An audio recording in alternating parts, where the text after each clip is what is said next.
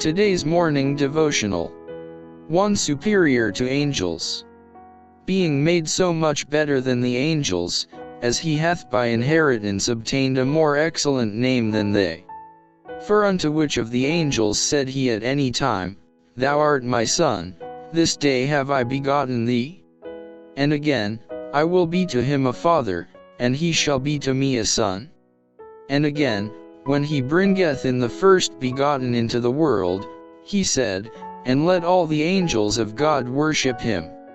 Hebrews chapter 1 verses 4-6. Should the angel Gabriel be sent to this world to take upon himself human nature, and to teach the knowledge of God, how eagerly men would listen to his instruction. Supposing that he were able to set us a perfect example of purity and holiness, sympathizing with us in all our sorrows, bereavements, and afflictions, and suffering the punishment of our sins, how eagerly we would follow him. What exaltation he would receive. Men would desire to place him on the throne of David, and to gather the nations of earth under his banner. If, when this heavenly being returned to his home, he should leave behind him a book containing the history of his mission, with revelations regarding the history of the world, how eagerly would its seal be broken. How anxiously men and women would seek to obtain a copy. Thinking people would store up the precious instruction for the benefit of future generations. Thousands from all parts of the world would copy the words of this book. With intense interest they would read and reread its pages. For a time all other interests would be subordinated to a study of its contents. But one surpassing all that imagination can present came from heaven to this world.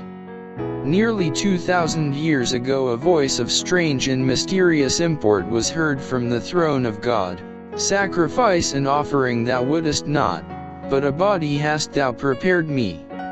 Lo, I come, to do thy will, O God. A prophet said, For unto us a child is born, unto us a son is given, and the government shall be upon his shoulder, and his name shall be called Wonderful, Counselor, the Mighty God, the Everlasting Father, the Prince of Peace. As Paul beheld Christ in his power, he broke out into exclamations of admiration and amazement. Without controversy, great is the mystery of godliness.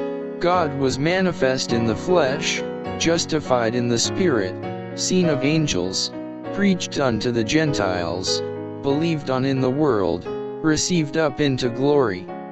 By him were all things created, that are in heaven, and that are in earth, visible and invisible, whether they be thrones, or dominions, or principalities, or powers, all things were created by him, and for him. And he is before all things, and by him all things consist.